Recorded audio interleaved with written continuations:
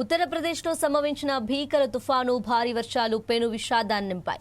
రాష్ట్ర వ్యాప్తంగా వివిధ జిల్లాల్లో గాలివాన సృష్టించిన బీభత్సానికి ఇప్పటి వరకు 74 మంది ప్రాణాలు కోల్పోయారు. వందలాది మంది గాయపడగా భారీగా ఆస్తి నష్టం సంభవించింది. పిడుగుపాట్లు, గోడలు కూలటం, చెట్లు విరిగిపడటమే ఈ మరణాలకు ప్రధాన కారణమని అధికారులు వెల్లడించారు.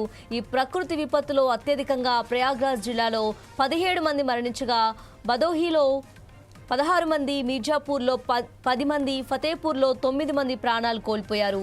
మరికొన్ని జిల్లాల్లో కూడా మరణాలు నమోదయ్యాయి. గంటకు 80 నుంచి 100 కిలోమీటర్ల వేగంతో వీచిన గాలులకు వేలాది చెట్లు నేలకూలాయి. దీంతో రవాణా వ్యవస్థ పూర్తిగా స్తంభించిపోయింది.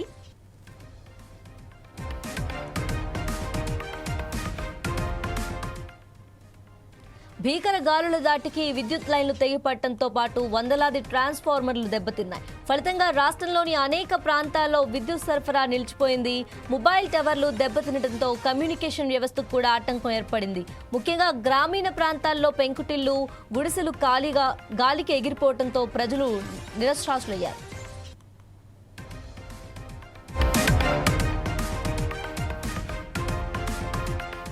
ఈ ఘోర విపత్తుపై సీఎం యోగి ఆదిత్యనాథ్ తీవ్ర దిగ్భ్రాంతి వ్యక్తం చేశారు. మృతుల కుటుంబాలకు ఒక్కొక్కరికి 4 లక్షల రూపాయల చొప్పున తక్షణ ఆర్థిక సహాయం అందించాలని జిల్లా కలెక్టర్లను ఆదేశించారు. క్షతగాత్రులకు మెరుగైన చికిత్స అందించాలని, నష్టపోయిన రైతుల వివరాలను సేకరించి నివేదిక సమర్పించాలని సూచించారు.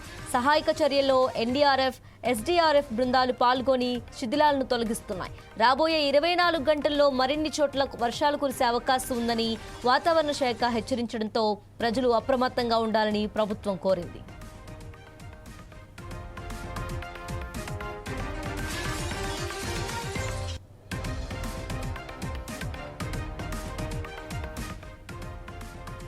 మరోపక్క నైరుతి బంగాళాఖాతం, పశ్చిమ మధ్య బంగాళాఖాతం సమీపంలో సుస్పష్ట అల్పపీడనం కొనసాగుతుందని విశాఖ వాతావరణ కేంద్రం అధికారులు తెలిపారు.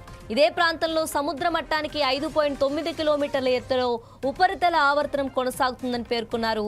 దీని ప్రభావంతో రాగల 48 గంటల్లో కోస్తాంధ్ర, రాయలసీమ, యానంలో ఉరుములు, మెరుపులతో కూడిన జల్లులు, గంటకు 30 నుంచి 40 కిలోమీటర్ల వేగంతో ఈదురుగాలు వీచే అవకాశం ఉందని తెలిపారు. నైరుతి రుతుపవనాలు చురుగ్గా కదులుతున్నాయని, ఈ నెల 16 నాటికి దక్షిణ బంగాళాఖాతం, అండమాన్ నికోబార్ దీవులను తాకే అవకాశం ఉందన్నారు. ఇక ఇదే అంశానికి సంబంధించి మరింత సమాచారం మా ప్రతినిధి లెనిన్ అందిస్తారు. లెనిన్, చెప్పండి. ఉత్తరప్రదేశ్ రాష్ట్రంలో ప్రకృతి ఒక్కసారిగా ప్రకోపించింది. బుధవారం సాయంత్రం అనూహ్యంగా మారిన వాతావరణం రాష్ట్రంలోని పలు జిల్లాల్లో పెను విషాదాన్ని నింపింది. ఈదురుగాలులతో కూడిన భారీ ధూళి తుఫాను బీభత్సం సృష్టించడంతో వేర్వేరు ఘటనలో కనీసం 74 మంది మరణించినట్లు అధికార వర్గాలు తెలిపాయి. ముఖ్యంగా రాష్ట్రంలోని 5 జిల్లాలపై ఈ తుఫాన్ ప్రభావం తీవ్రంగా ఉండడంతో అప్రమత్తమైన ఏదైతే అధికారులు ప్రజలకైతే పలు సూచనలు అయితే జారీ చేయడం జరిగింది. కొంత మేరకు ఆస్తి అట్లనే ప్రాణ నష్టం అయితే సంభవించింది. పలు చోట్ల గంటకు 80 నుండి 100 కిలోమీటర్ల వేగంతో వీచిన గాలుల దాటికి భారీ వృక్షాలు నేలకూలాయి. విద్యుత్ స్తంభాలు విరిగిపడడంతో అనేక గ్రామాల్లో ఇప్పటికీ కరెంటు సరఫరా అయితే ఆగిపోయినటువంటి నేపథ్యం చూడవచ్చు. అయితే ఈదురుగాలులు తీవ్రతకు గోడలు కూలిపోవడంతో పాటు చెట్లు విరిగి పడడంతో రవాణా ఎక్కడికక్కడికి ఆగిపోవడంతో పాటు కొంత ఏదైతే అటు గోడలు కూడడం వల్ల కొంత ప్రాణ నష్టం కూడా జరిగింది. చెట్లు విరిగి పడడంతో ప్రమాదానికి అనేక మంది అయితే గురి కావడం అయితే మనం చూడవచ్చు. భదోహీలో కనీసం దాదాపు అధికార వర్గాలు తెలిపినట్టు 16 మంది చనిపోయారు. అట్లనే దాదాపు ఈ విపత్తుపై ఉత్తరప్రదేశ్ ముఖ్యమంత్రి యోగి ఆదిత్యనాథ్ తీవ్ర దిగ్భ్రాంతి వ్యక్తం చేశారు. బాధితులకు ఆదుకునేందుకు మా ప్రభుత్వం తక్షణమే వారికి ఏదైతే ఒక్కొక్కరికి 4 లక్షల చొప్పున తక్షణ ఆర్థిక సాయం అందించాలని చెప్పేసి కూడా జిల్లా కలెక్టర్కి అయితే ఆదేశించడం జరిగింది. ఇప్పటికే అటు గాలి బీభత్సానికి అనేక మంది అయితే గాల్లో ఎగిరిపడుతున్నటువంటి దృశ్యాలు కూడా మనం చూడవచ్చు.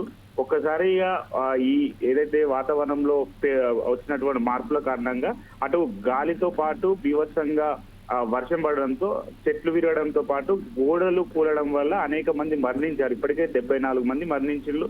దాదాపు 100కు పైగా గాయాల పాలయ్యి హాస్పిటల్లో చికిత్స పొందుతున్నారు. వాళ్లకు మెరుగైన వైద్యము అందించాలని చెప్పేసి కూడా జిల్లా అధికారులకైతే సీఎం అయితే ఆదేశించడం జరిగింది.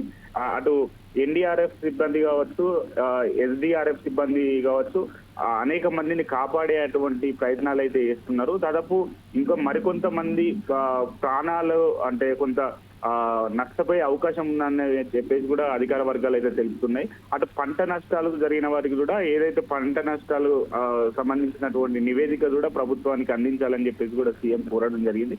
ఒకవైపు వర్షం కారణంగా ఇప్పటికే అటు రవాణా కావచ్చు, కరెంటు కావచ్చు, అట్లనే మనం చూసుకున్నట్లయితే దాదాపు ఆ గాలి బీభత్సానికి ఇప్పటి వరకు కరెంట్ లేకపోవడం వల్ల అనేక మంది ఇబ్బందులు అయితే పడుతున్నారు. కానీ ప్రజలు కూడా సహకరించాలి, ఖచ్చితంగా పలు జాగ్రత్తలు తీసుకోవాలని చెప్పేసి కూడా రాష్ట్ర ప్రభుత్వం అయితే చెప్పడం జరిగింది.